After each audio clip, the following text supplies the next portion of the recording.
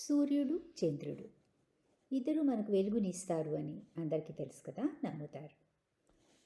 వాళ్ళలో ఎవరు ఇంపార్టెంటు అని ఒక సమావేశంలో ప్రశ్నిస్తారు. మూర్ఖశిఖామణి అయిన ఒకడు చంద్రుడే ఇంపార్టెంటు అన్నాడు. ఎందుకంటే చంద్రుడు నైట్ టైంలో రావడం వలన అతని నుంచి వచ్చే వెన్నెల వెలుగు అందరికీ ఉపయోగకరంగా ఉంటుంది. మరి సూర్యుడేమో పగటిపూట వస్తున్నాడు, అప్పుడు ఎలాగో వెలుతురు ఉండనే ఉంటుంది, ఇంకా అతను ఇచ్చే వెలుతురు యూజ్లెస్ కదా అన్నాడు. అసలు సూర్యోదయము సూర్యాస్తమయం కారణంగానే రాత్రింబవళ్ళు ఏర్పడుతున్నాయి.